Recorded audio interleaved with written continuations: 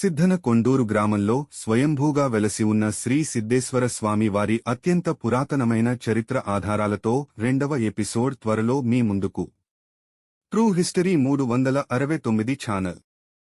నెల్లూరు జిల్లా కలిగిరి మండలం పరిధిలోని సిద్ధన కొండూరు గ్రామంలో స్వయంభూగా వెలసియున్న శ్రీ సిద్ధేశ్వరాలయం మహోన్నతమైన చరిత్ర కలదు. ఈ గ్రామం కావలి పట్టణమునకు 30 కిలోమీటర్ల దూరంలో కలదు. శ్రీ సిద్ధరామేశ్వర స్వామి ఆలయం క్రీస్తు శకం 9 లేదా 10 శతాబ్దం నాటి ఆధారాలు కలవు, మరియు ప్రత్యేకంగా ఇది గర్భాలయలో పైకప్పు నందు శివలింగమునకు అభిముఖముగా తూర్పు దిక్కు నుండి పడమర వైపు శివుని చూస్తూ స్వామివారి రక్షణ బాధ్యతలు తీసుకున్నట్లు ఉంటుంది, మరియు దేవస్థానము నుండి పూర్వపు గ్రామ హద్దులు దాకా రక్షణ బాధ్యతలు నిర్వహిస్తున్నట్లు గోచరిస్తుంది. ఈ ఆలయం దక్షిణ భారతదేశంలోని శివుడి అరుదైన ఆలయాలలో ఒకటి. సిద్ధేశ్వర స్వామి ఇక్కడ అత్యంత శక్తివంతమైనది అని భక్తులు నమ్ముతారు. అదేవిధంగా ఇక్కడ తన భక్తుల కోరికలన్నింటినీ నెరవేరుస్తాడు.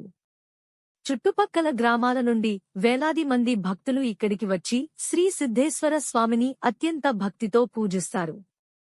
పరిసర వాతావరణం చాలా ప్రశాంతంగా ఉంటుంది, మరియు ఇక్కడ ఆలయంలో క్రీస్తుపూర్వం 8 లేదా 9వ శతాబ్దం నాటి అద్భుతమైన శిల్ప సంపద ఈ దేవాలయ సొంతం.